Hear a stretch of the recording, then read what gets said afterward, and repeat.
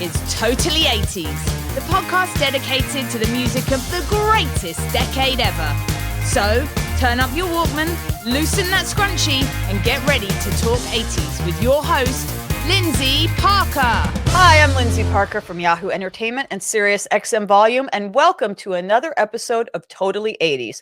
We love hearing from you, so why not take a second to follow us at Totally 80s on Facebook and Instagram, or email us your comments and show ideas to podcast@totallyeighties.com.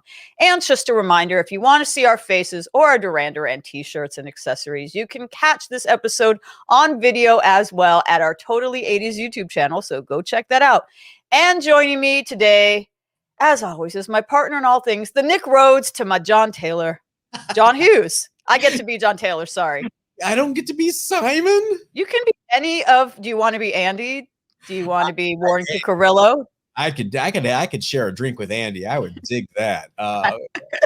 Warren, maybe. That's 90s. That's totally 90s. We're going off topic here. Obviously, today we're going to be talking about Duran Duran. And regular listeners of Totally 80s are probably going, but John, but Lyndsey, haven't you already done an episode on Duran Duran with Sam Hollander? Well, yes, we have. And we encourage you all to listen to that one, which is a more wide-ranging conversation about their entire career. But today we are focusing on the perfect album, one of the greatest albums of the 80s, specifically Rio. And the reason for that is our special guest today is an award-winning journalist, editor, and critic whose profiles, interviews, and criticism have appeared in publications like Rolling Stone, NPR Music, The Guardian, Salon, Billboard, Stereogum, the list goes on, AV Club. This is a very esteemed journalist. She wrote the liner notes for the 2016 deluxe edition of REM's Out of Time.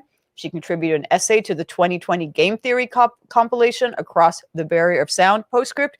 And most importantly, getting back to the topic at hand for fans of this show, her new book on Duran Duran's Rio for the 33 and a third book series was just out. It came out in May 2021, and that is why she is here today. So we are happy, without any further ado, to welcome to Totally 80s, Annie Zaleski. Hey. Hello. Hey, I'm holding your book right now. It's a beautiful color scheme. It feels good and solid in the hand. Congratulations on getting. I know you were working on this for a very, very long time. I started doing interviews for this in 2019, but I've been thinking about doing this book since the mid 2000s. I've been bugging 33 and a third to let me write this since 2007 officially. And I finally had the right proposal and I finally wore them down and convinced them. Do you know what? A very good point, Lyndsey. This book is hefty for a 33 and a third book. It's got some heft. It's got some well, you can't just write a pamphlet on Rio. No. It's got to have some heft. It's got to have some page weight because it's got to be on some fine milled paper because this record deserves the treatment. And thank you for your service and for doing the Lord's work, Annie, that you were so diligent and so proactive and assertive with finally getting this done. My first draft was actually longer, believe it or not. I have all of these Word docs on my computer with like edits and things in the title. And so, they basically were like, you need to cut it down a little bit. So I'm very wordy anyway, but there's like, the extended director's cut that I could do if I wanted to. Feel free to slide that into my DMs. If you got the PDF of that, I will read all of it. Hey, I am a self-styled Durani Wikipedia walking expert in my own mind, and my legend in my own mind. I learned stuff from this book, and that the ego is really pouring out of me now. But the fact that I learned something from this book is amazing. Me too. Well, before we get into diving into the heft of this book, for our listeners who may not be aware of what the 33 and a third series is, why don't you give the elevator pitch for what that is, Annie? So these are basically books about one album. 33 and a third is the speed you play most vinyl records, full-length vinyl records at. And so it's basically a deep dive into individual records. And so there have been 33 and a thirds on records by David Bowie, the Beatles, the Rolling Stones, Radiohead. So it's pretty much every great esteemed band you can think of has had a 33 and a third. And so now we can add Duran Duran to that list. It's about damn time since 2007. Absolutely. So how many times did you go back to the drawing board trying to convince the 33 and a third powers that be that Duran Duran deserved to be in that esteemed company? So I think it was 3 times total I pitched. I pitched them in 2007. I pitched them in 2009. What they used to do was say, yeah, we had our first round and here's, the first cut. And I know I made the first cut once and I got rejected. And so basically they had an open call for pitches in 2018. And I wasn't necessarily going to pitch again, but I was talking with some friends and I'm like, you know what? I need to just try again. Like I would really regret if I just didn't try again. So I sat down, there was a very lengthy proposal.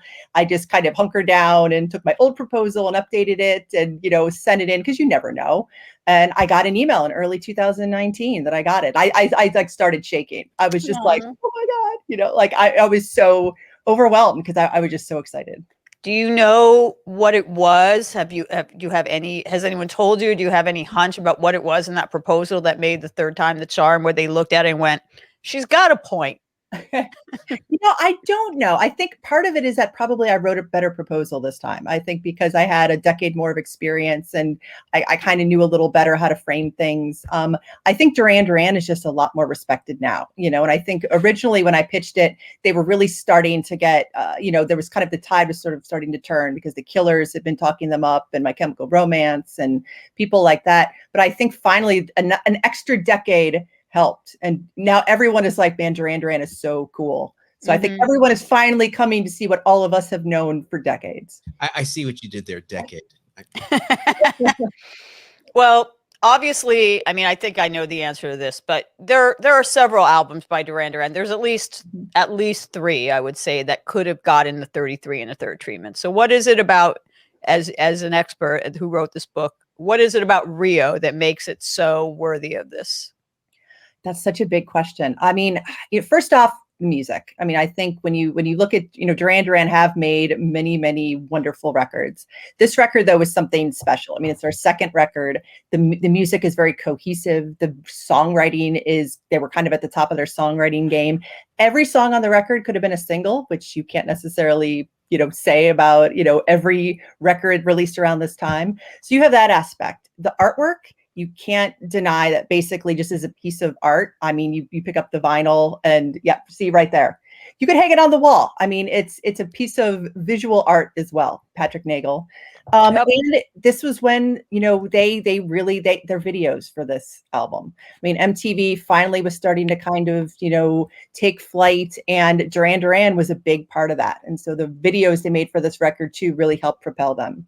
And, you look at, and this was their first big hits too. They had their biggest, American hit, and it all kind of started from there.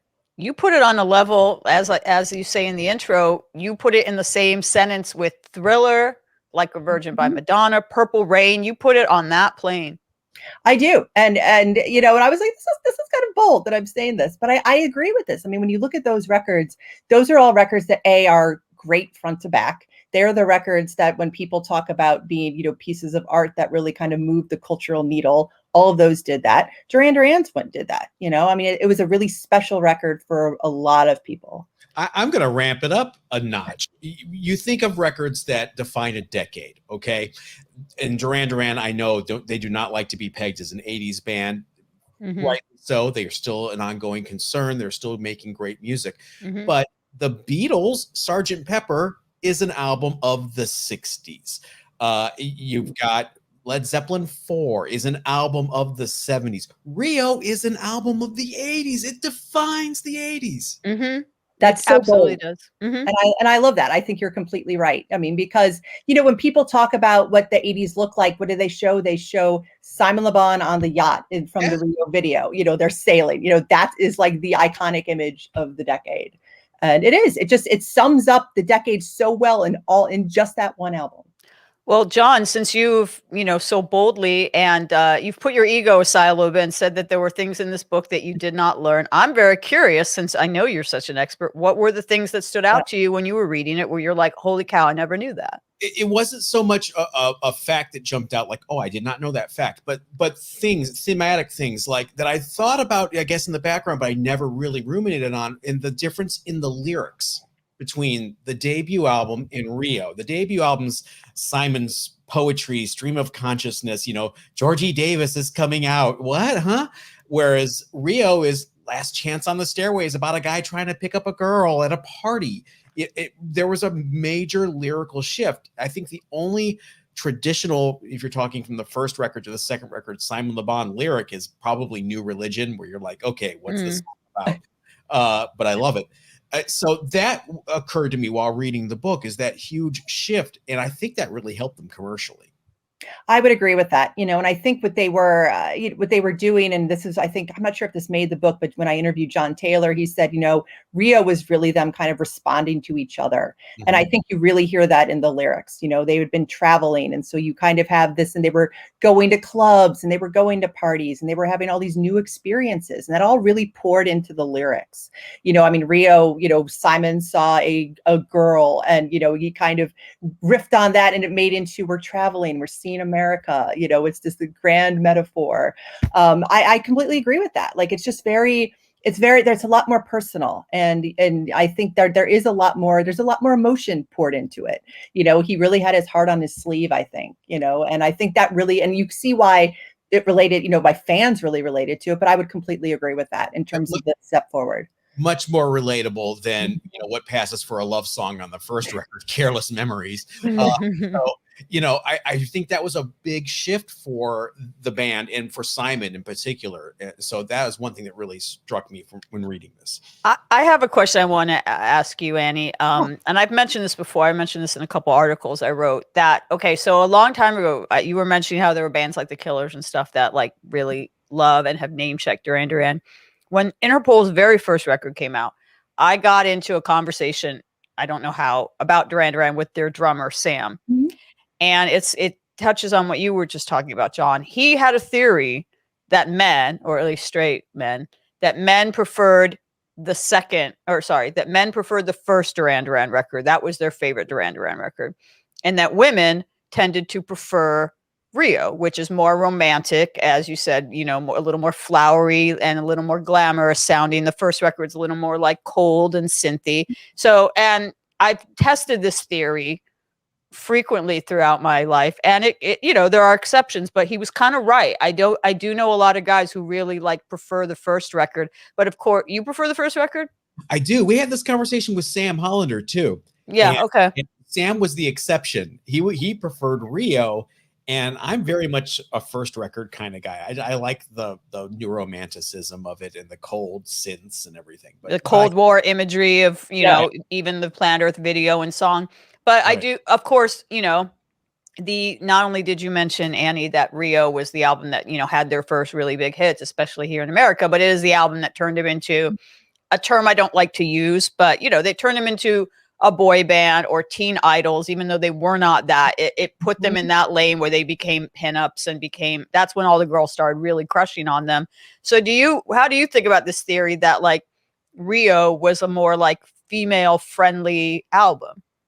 That's a really interesting theory. And I almost agree with that. I mean, it's hard for me because I like all the records, and so I really like the first record too. But I think that's a really interesting point. I think because it was so personal, and because their visual aesthetics started becoming so important with Rio too. I think the first record, it was a little bit more mysterious. I mean, when you see the Planet Earth video, that's so abstract and artistic. But when you see Rio, they were definitely this is cinematic. We're like movie stars, they were definitely playing up the whole interplay between, we're cute and we're pretty and we're going to amplify that basically. And I think because of the lyrics, they are so introspective. It was something they really provided. They were dreamy lyrics, they were kind of daydreaming too. And I think that's, when you're a kid in the suburbs and, you're an adolescent, and you're mooning after people who don't crush back on you, there's a lot to that. I think it's like I said, it was open-hearted. I think that is pretty good. Let me do a little bit of myth busting on the boy band thing. Okay. For Rio. It's minor, it's tiny, okay. But it occurred to me, and I do want to mention it. The videos, obviously, they're pinups. They're in star hits, they're in smash hits, they're in 16 magazine. I get it. But if you look at the album itself, the inner sleeve, and I didn't really notice this until a couple of years ago, that one picture of them that's in the inner sleeve is blurry. And far away. It's almost like, okay, we know we're a boy band, but we don't want to plaster ourselves all over with, glamour shots. And that never really occurred to me. And It's got to be intentional, I would hope. Why would I mean, they? they're not on the album cover. I mean, they've been certainly on the first record, the third record, and other records they are. And then the record that actually made them a quote unquote boy band does not have them on the cover. And what's interesting about that photo, and I tell this story in the book, and so they were working with a photographer named Andy Earl. And so who was kind of artsy, like he went, he used this effect where he basically, it's very complicated. I put it out in the book, but whatever it is, he kicked the camera at the very end to kind of get that fizzy effect. That's a little bit blurry to kind of show motion and excitement, because they were on top of a building in London there, and it was freezing cold. And so that was how they got that. And so that's kind of their artsy versus like boy band dichotomy. Like there was definitely a tension on this record, especially like the second half is kind of moody and artsier. The first half is like, the pop dance floor bangers. And so that kind of, tension that they were going for, I think was really inherent in that picture too. And let that be a lesson to you kids, how tough things were then. Just a Photoshop filter these days would have handled it. He had manual cameras. It was very time intensive. He had a tripod. Yeah. Let's talk more about the artwork. You already mentioned it a little bit, Annie, but of course, Patrick Nagel became so associated. This artwork became so associated with Duran Duran that now people look at other of the many, many paintings and illustrations that Patrick Nagel did, and they will say Duran Duran when it's not even from Rio. Like they'll look at something in the, window of a hairdressing salon and be like, oh, Duran Duran. He became so associated. But we also need to talk about the genius that is Malcolm Garrett. Yes. Who, of course, also did a lot of the, the artwork for one of my other favorite bands, the Buzzcocks. I think he did a lot of Human League artwork. He was all over the 80s. Magazine. Ballet, Altered Images. I used to scour for Assorted Images credits. He is, and I was so happy that he agreed to talk to me for this book, because he is a total genius. He is just so smart and deliberate about the way that he thinks about artwork. And that really dovetails great with Duran Duran, who's very deliberate about their sound and everything. And so Malcolm started working with the band on the first record. And so he continued with Rio. So for this cover, he was basically given this Patrick Nagel painting. It was like, okay, you got to, put this cover together. And what he basically said was, I could have just gone the easy route and done a few things and said, oh, let's let it be done. But he was like, no, I need to make this. I need to elevate it. And so how he envisioned the album cover was like a cigar box. And so because he was like Rio, and it was like, fancy. And so, but using the font, when you see the little like design on the side at the very bottom there, he said some of the early pressings had an actual sticker. So you had to slice through it to get in like you would have to a cigar box. Wow. So this painting in general, and Nick Rhodes is like, we saw that, we're like, yeah, absolutely. I think Patrick had two choices, and they were like, this is the album cover. And then Malcolm just elevated it to something just thematically so smart and so subtle, and I had never thought about that. And he's telling me the story. It's like, that's perfect. There's so many different layers to the artwork, and that also, there's so many different layers to the album too. And they almost used a different Patrick Nagel painting, because a dear friend of mine gifted me a framed Nagel painting, and it's of another, Nagel girl reclining with kind of a flower in her hair. And I believe they ended up using it for the My Own Way single artwork, but that was an image that was considered a different Patrick Nagel painting. Do you have any insight into, I guess they at least had two to choose from, why they chose this one? I think that they just looked at it and said, this is it. Like, this is, I think it was Nick Rhodes who said it was our smiling Rio girl. Cherry ice cream smile. Yeah. And, and it fits. I mean, we have the line, cherry ice cream smile, it's, as I said, it's kind of mysterious. She's kind of enigmatic. You're kind of like, what is she smiling about? And you don't know. And that really just kind of fits kind of the record too. It's so inviting. When you see that, you're like, I want to listen to that record. And what's so funny about with this book is I think because, luckily it's on the cover of the book, which is the greatest thing in terms of, everyone, they're treating it like a record. Like people are really excited to have the physical copy. Like people are like, am I going to get a first edition? Like it's like a different pressing. It just screams. It's just, and that is so 80s too. I mean, you think about, 80s album covers, you have Springsteen and you have like Madonna and you have all the Prince. And again, you have Rio. Absolutely. She was the Mona Lisa of 80s New Wave. Absolutely. I want to go back to the lyrics again for a second, because I interviewed John Taylor when the anniversary of this album came out. I guess it would have been about 3 years ago. And we were talking about the aspirational nature of it and how a lot, obviously we could go down a whole rabbit hole about how much Duran Duran were not taken seriously at the time and how much that has been, thankfully corrected. But like he talked about, and Spandau Ballet were like this too, Spandau Ballet were working class guys, but they were selling this lifestyle of like glamour and glamorous videos and, just high fashion.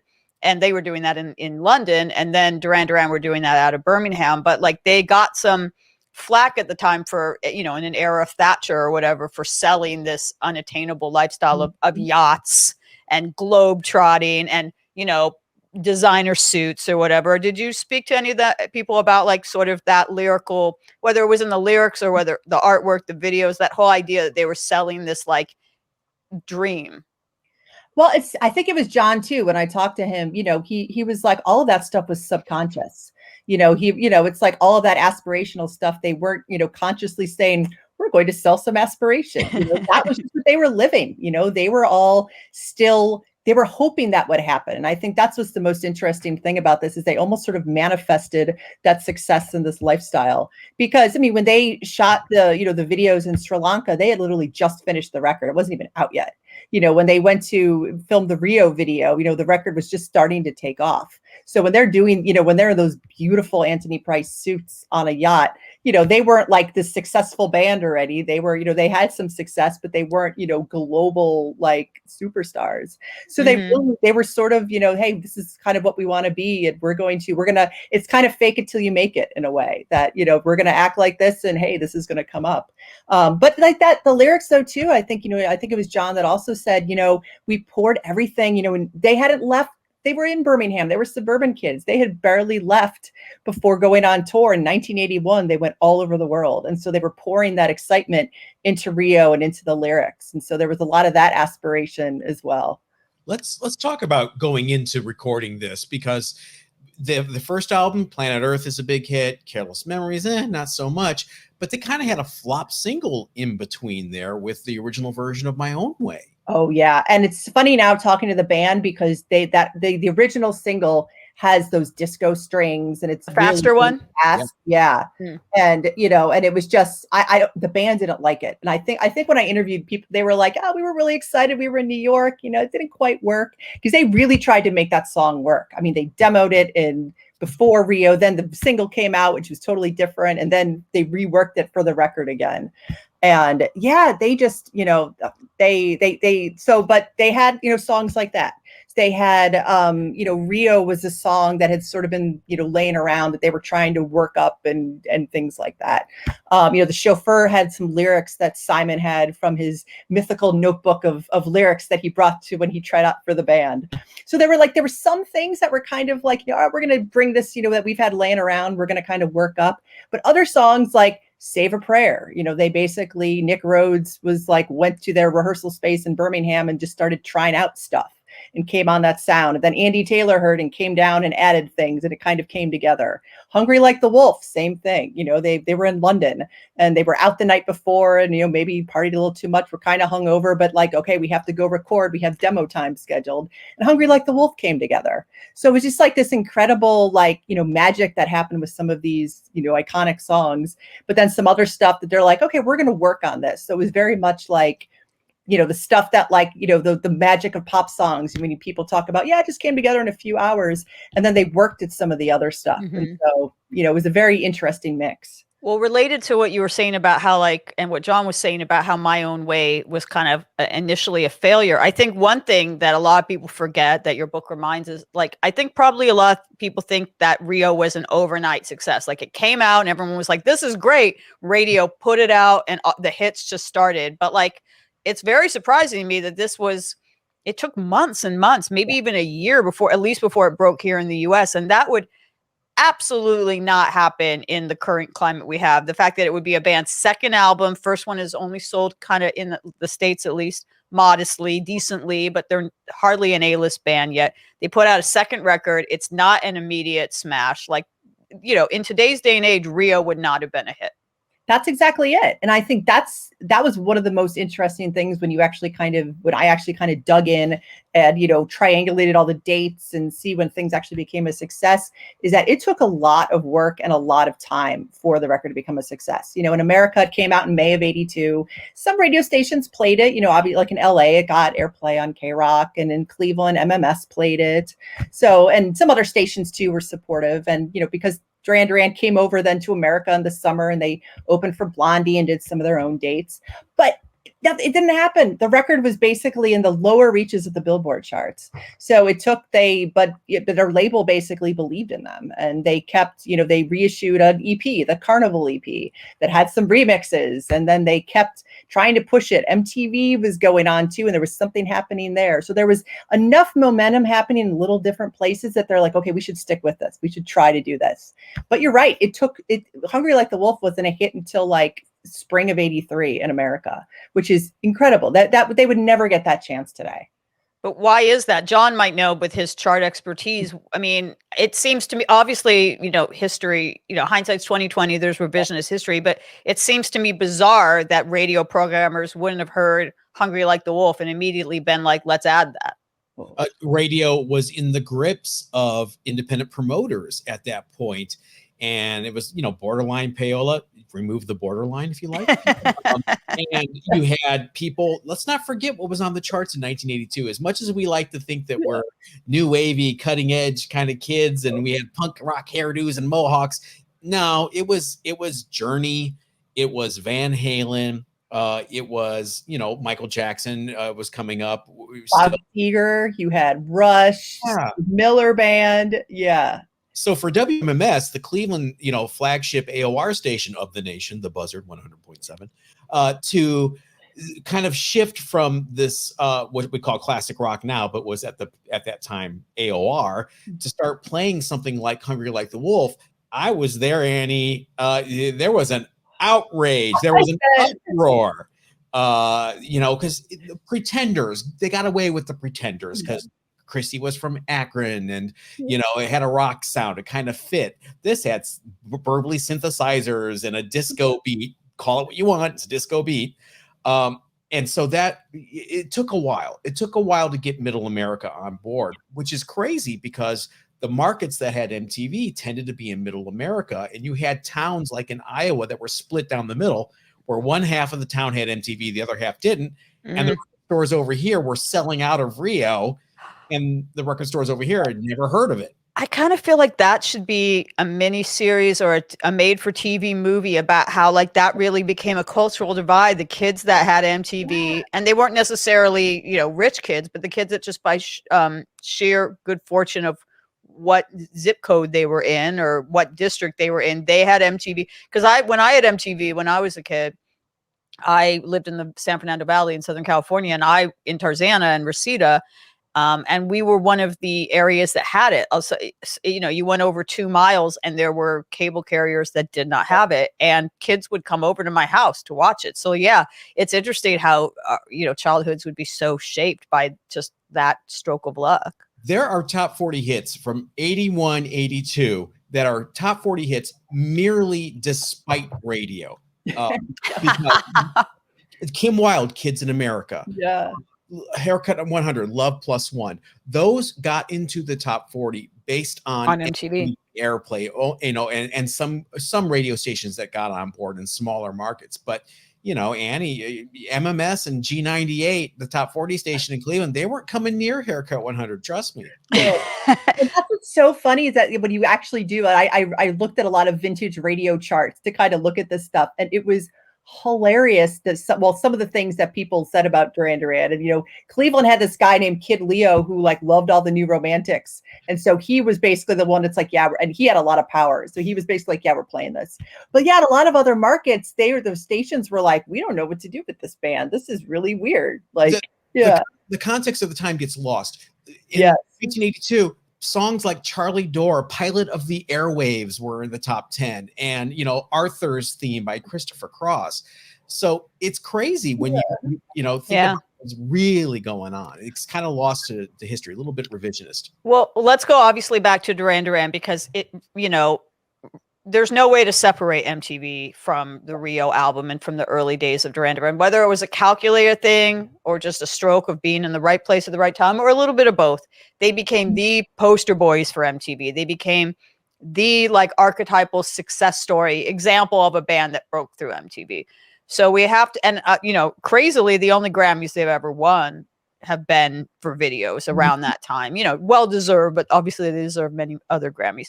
But let's talk about the videos, because Annie, you were talking a few minutes ago about the fact that, you know, they made these videos before they actually were like the Duran Duran we all know and love now. And I was always under the impression, because they look like $1 million, that they made these. But I mean, maybe they were big budget for the time, but these actually were not super expensive videos despite how they looked.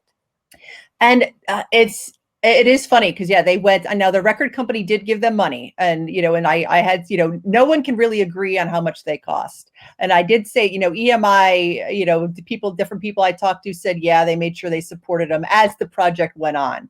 But I mean, yeah, they were on vacation in Antigua, and their managers are like, yeah, we're going to film a video, stay there. So, you know, they were like, you know, hey, guess what? We're going to rest. No, you guys are working. You know, Sri Lanka was, you know, I think they were there like maybe 7 to 10 days. It was not a long trip. And so they filmed there. But no, I mean, and because at that time, you know, England had a great culture of music videos, of course, thanks to Queen and Kate Bush and bands like that. And so, you know, and David Bowie, of course. But, you know, music video was so new. It was kind of like, you just made it up as you went along. Like, let's try something. Why not? And so, you know, part of why Duran Duran was so successful is that they had Russell Mulcahy along with them, who was the very same way, who would work with McCartney and Duran and Ultravox and Elton John. It was also just like, yeah, let's just try this and see what happens. And he did the Muscle Bound video by Spandau. I just want to point that out. Yes, he did. Yes, he did. My favorite, the most bonker Spandau. He had some bonker stuff. You can totally see how Russell went on to do like Highlander and all these like fantasy things like Teen Wolf for MTV and stuff. But yeah, how many videos did they do between their visits to Sri Lanka and Antigua? Because I'm pretty sure they might have retroactively done the Night Boat video there or something, even though that was from the first album. Absolutely. And that was for the video album that came out. And then I got, you know, the Grammy winning movie. Yes, exactly. The horror movie. And I have to look it up because Russell told me a good story about that I didn't put in the book. So I need to put that somewhere. But yeah, they did. So they did Save a Prayer and Hungry Like the Wolf and Lonely in Your Nightmare in Sri Lanka. And then they did Rio and Night Boat in Antigua. I think that's it, right? I got everything. Yeah. I forgot about Lonely in Your Nightmare. Well, I definitely want to talk. I mean, it's mentioned in your book about how these videos might be perceived now as being like kind of being colonialist, if that's the word, or whatever, or maybe, you know, but I think probably the one that would maybe be considered the most problematic now would be the Hungry Like the Wolf one because of the jungle scene or whatever. But certainly that's not how they were perceived now. How do you feel like, you know, what are your thoughts on the videos now looking through the lens of, you know, a more woke time, I guess? I mean, when you look at them now, first off, they're still cinematically amazing. I mean, when you think about what was going on at that time, no one was making videos like that. Even Russell really kind of upped the bar, and he was able to because you had Simon Le Bon, who had a theater background. And so he was like, yeah, I'm going to be the star of the video. That's fine. You know, Nick Rose didn't have to be because Simon was there, you know. They had 5 stars, at least 4. They did. As he put it, different people were more comfortable in front of the camera than others. Is how Andy and Roger held back a bit, but they at least had 3 leading men in my opinion. Yeah. I mean, and when you do look at them now, you know, Hungry Like the Wolf hasn't necessarily aged well. You're correct in that, you know, you're not going to anybody, if you're a band from basically a rich white country going to a country that's potentially impoverished, it's not going to look good, you know. But I mean, at the time though, and the thing is, it was at the time, people went into it, they were very respectful and reverential of everyone that was there. You know, they were very excited to be there. You know, they were very much like, you know, they were very excited to be there, and because it was all new to them. And I think it is, I mean, if you look at I put it in context with a lot of the other pop culture at that time. I mean, like John Hughes, 16 Candles came out in 1983 too. That's way worse, actually, than just the jungle scene. Way worse. Any of them. Yeah. Revenge of the Nerds. Holy cow. Yeah. Sorry about that. Yeah, no, and That's exactly it, and so now it doesn't age as well, but at the same time, you do have to put it in context. I don't think anyone's going to cancel Duran Duran for anything they did in 1983. They went into it very earnestly, and I think because they were from England, it was a much different. They had a much different approach, I think, to music and culture in general. They very spoke earnestly about soul music and disco music and black music in ways that Americans didn't. They were like, we love chic and we're very, and like in America, my God, chic, between the racism and homophobia in terms of, that and the disco sucks bullshit. Exactly. So I think they also came at it from a very different perspective too than Americans. And so I think that's also, something to keep in mind too. What's your favorite video from the Rio specific era? Man. I think it is Rio because it's so funny. And I think, that element, it's kind of tongue in cheek. And I think Russell said that, but that video it's so funny. Like, it's glamorous and they have all those amazing shots. Like Russell got those little details in, like with the sunglasses and John Taylor reading the comic, but but there's also those little humorous elements. You show off the band's personalities. Like you have the crab that's, fighting and they're, falling off the side, and you have the poor Andy. Poor Andy. Exactly. But they don't necessarily get the girl. The girl is the one in that video who's basically sneaking up on them and playing tricks on them. It's kind of turning the tables a little bit. So it kind of has that glamour, but it also has the humor, and it really kind of it's like, the Beatles films, they had that kind of sense of humor at the forefront. They very much came from that tradition. And it was the first Duran Duran video to show a sense of humor. We got to remember that as well, because everything before that was so deadly serious. I kind of think Girls on Film had a little bit of humor to it, actually. Yeah. The band, although I don't know if people were like paying attention to that video for the humor, obviously. They didn't pick up on it. No. But speaking of Andy, the elusive Andy who gets thrown off the boat in that, and I believe got dysentery during the Save a Prayer video. He just he was like the Michelle Williams of that band, like all the bad disrespect. Yeah. But the elusive Andy Taylor, you actually interviewed him for this book, which I was so impressed by. I was maybe actually, to be honest, a little surprised that he wanted to be interviewed for something that's so, in the rear view for him now. It was really funny. It was one of those things where he got management in the last couple of years. I kind of looked up what he was up to, and he's been playing with Reef, and I reached out to his management and said, hey, would he be willing to talk? And there were no issues. He was like, absolutely. And so I was really, really happy. He agreed to talk. And, when I talked to John too, he was like, I really hope that you can talk to Andy. So yeah, I was really happy. And I talked to John first. He was my very first interview for this book. And so I was just thrilled that Andy wanted to talk, because his presence, in the early part of the band and on this record in particular is just, it's subtle, but he is such a, he, as the band members said, very, very, very, very complimentary things about his songwriting. He was the veteran. He was the guy who went on tour in the 70s, was the rocker, who was basically the guy who was really had the most musical training. So he was the one who kind of really helped them kind of put everything together and just really had their interesting parts. I don't know if I'm sorry, I have to tell this story before I forget, John. I don't know if you've ever seen this, but there's this video. It's on YouTube. It's an incredibly rare video. It's apparently when Duran Duran were recording their first album, they were out taking a walk or something, taking a break, going to get something to eat or going whatever. And they're all dressed up like Duran Duran, like they're all in their flouncy outfits. And there was some group of filmmakers who were doing something about, I don't even know why, some documentarians, and they saw this group of guys and they were like, oh, those guys look interesting. Let's find out what they're up to. So they go up to them and just say, and they're like, yeah, we're a band. We're over here recording their record. And what's interesting to me is when you see this footage and they look like babies in it. And it's such an amazing art. I mean, to my knowledge, it's the first time they ever did an on-camera interview. They weren't even like remotely famous yet. Andy does most of the talking in it. Yeah. Like Simon, I think, does the second amount, and then the others are hanging back. But like Andy is talking, like if you didn't know anything, I assume that these documentarians who randomly start talking, that assumed that Andy was the main guy, the band leader, the lead singer, because he really was speaking very authoritatively about the band. Yeah. I thought that was very interesting. Do you think he's underrated? Like as a, I mean, people don't think guitar when they think Duran Duran, they never do. They never do, and they should. I think as this record specifically shows, Duran Duran are basically a rock band with keyboards, and that's no shade at all on Nick Rhodes, who is an amazing architect, an amazing synth architect. But they had this balance of instruments, and when you listen to RIO, and you think when you listen to RIO for everybody's individual instruments and parts, you listen to Andy's guitar parts, and you hear like New Religion when they kind of comes in, Hungry Like the Wolf.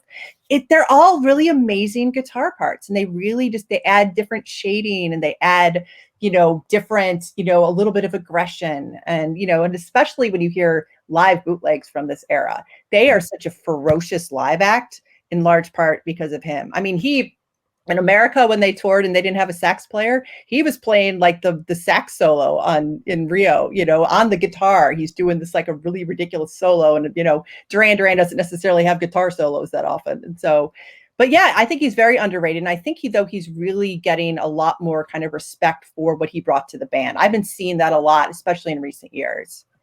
So obviously, and totally unsurprisingly, I knew this conversation was going to go long, and it has, but I'm enjoying it so much. It would mean so much to me, like a birthday or a pretty view. It would put a cherry ice cream smile on my face, Annie, if you would be obliged to come back for a part 2 of this conversation. Anytime you let me know, I am here. I'm hungry like the wolf to do that again. Thank you, Annie. Thank you so much for writing this book. The 33 and the Third book on RIO is available on Amazon and wherever great books are sold. I am Lyndsey Parker. I've been joined by John Hughes. Thank you for listening. Remember to give us a rate and review on your favorite podcast platform, and we'll catch you next time. This was Totally 80s, the podcast dedicated to the music of the greatest decade ever. Don't forget to follow us on Facebook and Instagram at Totally 80s. And please leave us a review on your favorite podcast platform. Until our next episode, catch you on the flip side.